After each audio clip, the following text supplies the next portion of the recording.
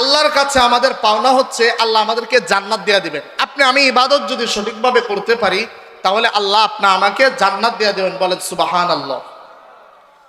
আল্লাহ তাআলা আপনি আমাকে ইবাদতের জন্য বানাইছেন। এখন আপনাদের কাছে প্রশ্ন, ইবাদত কয়দিন করতে হবে? সূরাতুল হিজরের 99 নম্বর আয়াতে আল্লাহ বলেন, ওয়াবুদু রাব্বাকা হাত্তা ইয়াতিয়াকাল ইয়াকিন। আল্লাহ বলেন মৃত্যু আসা পর্যন্ত তোমরা আল্লাহর ইবাদত করতে থাকো। মৃত্যু আসা পর্যন্ত ইবাদত করে যেতে হবে। জামাতে গেলাম, 1 বছর নামাজ পড়লাম, 2 বছর পড়লাম, 5 বছর পড়লাম, 10 বছর পড়লাম, এরপরে ছেড়ে দিলাম, হবে?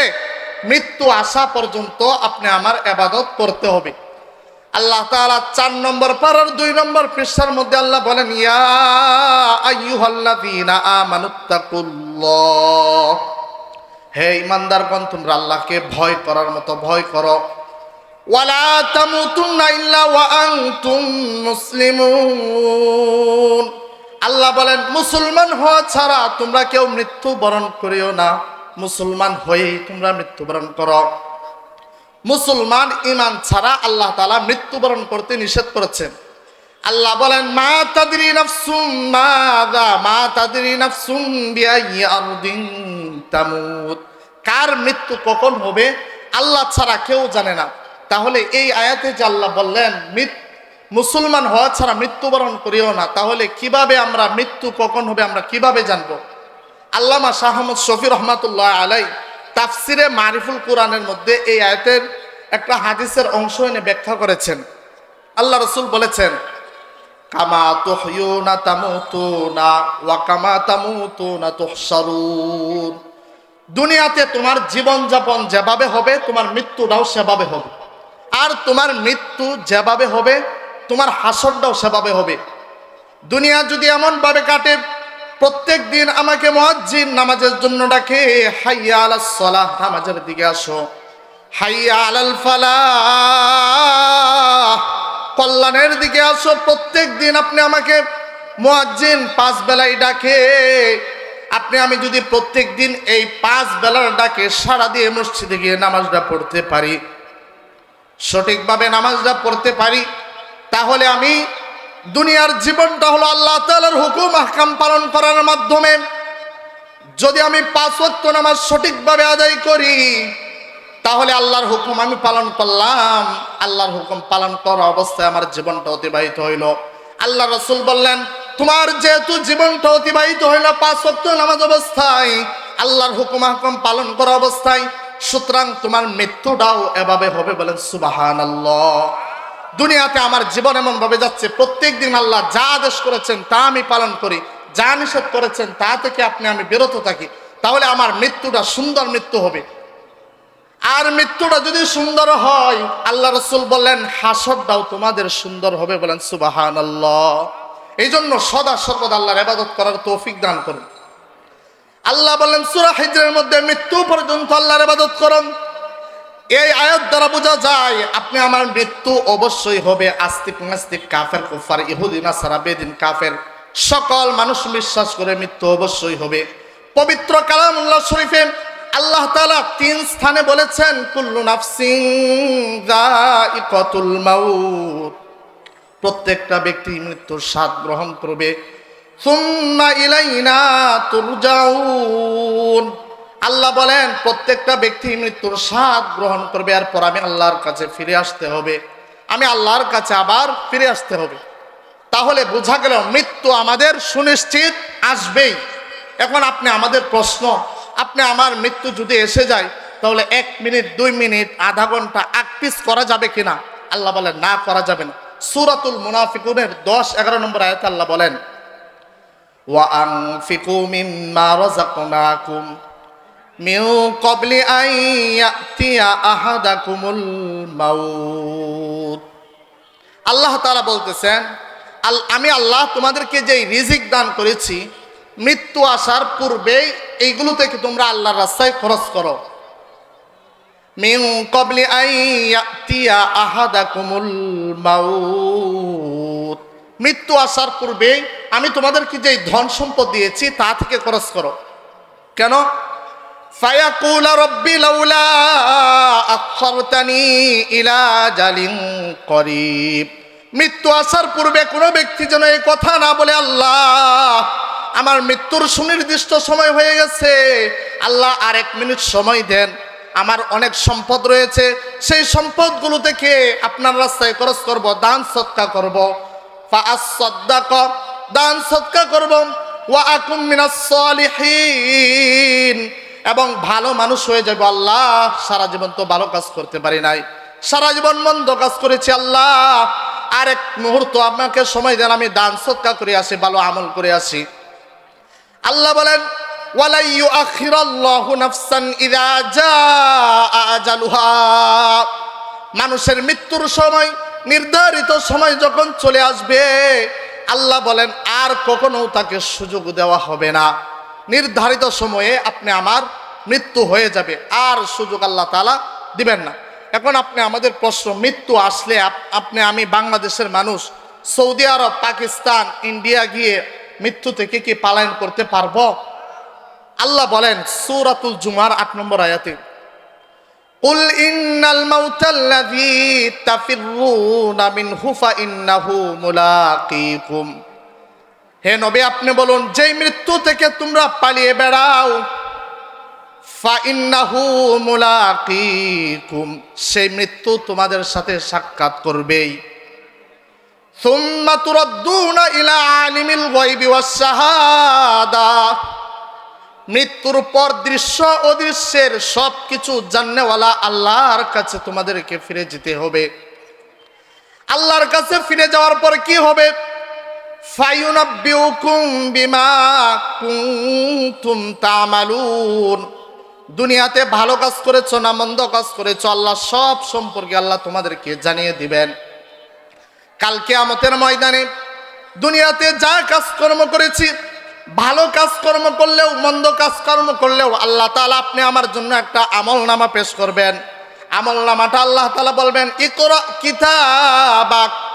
কাল কিয়ামতের ময়দানে আপনি আমি ভালো কাজ করেছি না মন্দ কাজ করেছি, একটা আমলনামা আপনি আমার ভিতরে, গলার ভিতরে ঝুলিয়ে দেবেন। ঝুলিয়ে দেওয়ার পর বলবেন ইকরা কিতাবাক, তুমি তোমার আমলনামা পড়ো। কাফা বিনাফসিকাল ইয়াউমা আলাইকা হাসিবা, তুমি তোমার আমলনামা পড়ার জন্য তুমি নিজেই যথেষ্ট, তোমার আমলনামা পড়ার জন্য অন্য কোনো লোক প্রয়োজন নাই। 15 নম্বর পারার 18 নম্বর পৃষ্ঠার মধ্যে আল্লাহ বলেন, আমলনামা পেশ করার পর আল্লাহ তাআলা একটা আয়াত পেশ করেছেন, ওয়াউদিয়াল কিতাবু ফাতারাল মুজরিমিন, আমলনামাটা সামনে রাখা হবে। আমলনামাটা দেখার পর ফাতারাল মুজরিমিনা মুশফিকিন,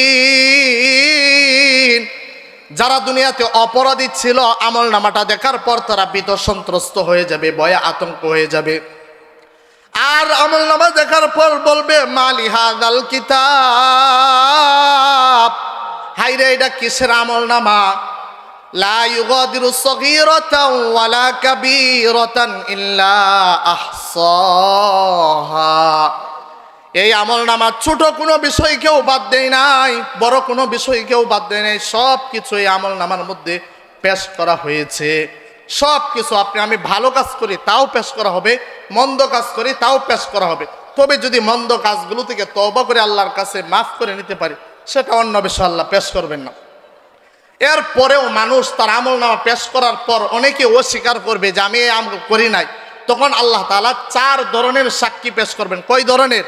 আপনি আমি যে মন্দ কাজ করেছি, এই মন্দ কাজ অনেকে অস্বীকার করে বসবে, তাই আল্লাহ তাআলা 4 ধরনের সাক্ষী পেশ করবেন। 1 নম্বর, আপনি আমার কাছে কানে 2 জন ফেরেশতা রয়েছে। সূরাতুল ইনফিতারে আল্লাহ তাআলা বলেন ওয়া ইন্না আলাইকুম লাহাফিযিন, তোমাদের উপর নির্ধারিত রয়েছে সম্মানিত লেখকগণ, সংরক্ষণকারীগণ। ইয়ালামুনা মা তাফআলুন, তোমরা যা করো ওই লেখকগণ তারা তা জানে, তোমরা যা করো তা জানে। কিরামান কাতিবিন ওয়া ইন্না আলাইকুম লাহাফিজিন, সম্মানিত লেখকগণ আপনি আমার কানে আছে, এরা আপনি আমি যা করি এরা সব কিছু লিপিবদ্ধ করে রাখে। তাহলে 1 নম্বর, মানুষ যা কিছু করছে এর সাক্ষী কে হবে? ফেরেশতা। কে হবে ভাই? ফেরেশতার সাক্ষ্য হবে। 2 নম্বর, আপনি আমি যত ভালো কাজ করেছি অন্যায় কাজ করেছি আমার হাত পা অঙ্গ প্রত্যঙ্গ সাক্ষ্য দিবে, বলেন নাউজুবিল্লাহ। সূরাতু ইয়াসিনের 65 নম্বর আয়াতে আল্লাহ বলেন, আল-ইয়াউমা নাখতিমু আলা আফওয়াহিহিম, আমি কিয়ামতের ময়দানে মানুষের মুখের ভিতরে মোহর মেহের দেব। ওয়া তুকাল্লিমুনা আইদিহিম, মানুষের হাত কথা বলবে। ওয়া তাশহাদু আরজুলুহুম বিমা কানু ইয়াকসিবুন, মানুষের হাত কথা বলবে, আল্লাহ অমুককে আমাকে দিয়েছিলেন ব্যবহার করার জন্য, সে অমুক অন্যায় কাজ করেছে। এই হাত আপনি আমার বিরুদ্ধে কথা বলবে। ওয়া তাশহাদু আরজুলুহুম বিমা কানু ইয়াকসিবুন, আপনি আমার পা সাক্ষ্য দিবে, অমুক স্থানে গুনাহ করার জন্য গিয়েছিলাম, এই পা গুলো আপনি সাক্ষ্য দিবে। সূরা ইয়াসিনের 65 নম্বর আয়াতে আল্লাহ বলেছেন। আরো সুস্পষ্টভাবে সূরা হামিম সাজদার 20 নম্বর আয়াতে আল্লাহ বলেন, হাত্তা ইযা মা জাউহা, মানুষ যখন জাহান্নামের কাছে আসবে, শাহিদা আলাইহিম সামউহুম, মানুষের কান তাদের বিরুদ্ধে সাক্ষ্য দিবে। ওয়া আবসারুহুম, চক্ষু তাদের বিরুদ্ধে সাক্ষ্য দিবে। ওয়া জুলুদুহুম, মানুষের চামড়া মানুষের বিরুদ্ধে সাক্ষ্য দিবে। আপনি আমার চক্ষু আপনি আমার বিরুদ্ধে সাক্ষ্য দিবে, আপনি আমার কান আমার বিরুদ্ধে সাক্ষ্য দিবে। ওয়া তাশহাদু আরজুলুহুম বিমা কানু ইয়াকসিবুন ওয়া জুলুদুহুম বিমা কানু ইয়ামালুন, আপনি আমার যে চামড়া রয়েছে এই চামড়াও আপনি আমার বিরুদ্ধে সাক্ষ্য দিবে। মানুষ চামড়াকে বলবে, ওয়া ক্বালু লিজুলুদিহিম লিমা শাহিদতুম আলাইনা, ও চামড়া কেন আজকে তোমরা আমার বিরুদ্ধে সাক্ষ্য দিলে? চামড়া কথা বলবে, চামড়া কথা বলবে। ক্বালু আনতাকানাল্লাহুল্লাযী আনতাকা কুল্লা শাই, যে আল্লাহ প্রত্যেক জিনিসকে কথা বলাইতে পারে, ওই আল্লাহ আমাদের চামড়াকেও কথা বলিয়েছেন, এই জন্য তোমাদের বিরুদ্ধে সাক্ষ্য দিয়েছি। এই জন্য আল্লাহ তাআলা আপনি আমাকে যে অঙ্গ প্রত্যঙ্গ দিয়েছেন, এই অঙ্গ প্রত্যঙ্গগুলো আল্লাহ তাআলা আমানত হিসেবে দিয়েছেন। এই অঙ্গ প্রত্যঙ্গ দুনিয়াতে চাইলে যেভাবে চাই সেভাবে ব্যবহার করতে পারি। এই অঙ্গ প্রত্যঙ্গ ভালো কাজ করলে ভালো কাজের সাক্ষ্য দিবে, মন্দ কাজ করলে মন্দ কাজের সাক্ষ্য দিবে। তাহলে বলতেছিলাম, 1 নম্বর মানুষের বিরুদ্ধে সাক্ষী হবে ফেরেশতা, 2 নম্বর মানুষের অঙ্গ প্রত্যঙ্গ মানুষের বিরুদ্ধে সাক্ষ্য দিবে, 3 নম্বর সাক্ষ্য দিবে জমিন মানুষের বিরুদ্ধে সাক্ষ্য দিবে। আল্লাহ রাসূল সূরাতুজ জিলজাল পাঠ করলেন, পাঠ করার পর যখন এই আয়াতে আসলেন, ইয়াউমা ইযিন তুহাদ্দিসু আখবারাহা ওয়া ক্বালাল ইনসানু মা লাহা ইয়াউমা ইযিন তুহাদ্দিসু আখবারাহা, এই আয়াতের অর্থ হইল সেদিন জমিন তার সংবাদগুলো বলে দিবে, জমিন তার সংবাদগুলো বলে দিবে। আল্লাহর রাসূল জিজ্ঞাসা করলেন, আতাদরুনা মা আখবারুহা, ও আমার সাহাবায়ে কেরাম তোমরা কি জানো তার সংবাদগুলো কি? তোমরা কি জানো তার সংবাদগুলো কি? আল্লাহর রাসূল বললেন, আনতাশহাদা বিমা আমিলা আলা যহরিহা আমিলা কাযা ওয়া কাযা ফি ইয়াউমি কাযা ওয়া কাযা, কাল কিয়ামতের ময়দানে আপনি আমার বিরুদ্ধে জমিন সাক্ষ্য হয়ে দাঁড়াবে। জমিন বলবে, আল্লাহ অমুক ব্যক্তি অমুক গাছের ফলটা অমুক সময় কোনো মানুষ দেখে নাই, রাত্রের বেলায় আল্লাহ আমি জমিনের উপর দাঁড়িয়ে অমুকের ফল অমুকের জিনিসটা চুরি করছে, দুনিয়ার কোনো মানুষ দেখে নাই, আমি জমিন দেখেছি, আমি জমিন দেখেছি। সেই দিন জমির সাক্ষ্য দিয়ে বলবে, আল্লাহ অমুক সময়ে অমুক দিনে অমুকের অনুপস্থিতিতে কেউ ছিল না, আমি জমিন ছিলাম, আমি জমিন সাক্ষ্য দিচ্ছি ওই ব্যক্তি এই নাফরমানিটা করেছে। এই জন্য জমিনও মানুষের বিরুদ্ধে সাক্ষ্য দিবে। তারপর 4 নম্বর সাক্ষী হবে স্বয়ং আল্লাহ, স্বয়ং আল্লাহ মানুষের বিরুদ্ধে সাক্ষী হবে। আলা ইন্নাহু বিকুল্লি শাইইন মুহীত, আল্লাহ প্রত্যেক জিনিস মানুষ যা করেন সব কিছু আল্লাহ জানেন। আলাম ইয়ালাম বিআন্নাল্লাহা ইয়ারা, মানুষ কি জানে না মানুষ যা করে আল্লাহ তাআলা সব কিছু দেখেন। কাল কিয়ামতের ময়দানে আপনি আমার সামনে 4 ধরনের সাক্ষী পেশ করা হবে মৃত্যুর পর। আপনি আমি যদি কোনো আমল অস্বীকার করি বাঁচার উপায় নাই। এই জন্য আল্লাহ তাআলা আপনি আমাদের সকলকে ভালো আমল করে ইহকাল পরকালের সফলতা অর্জন করার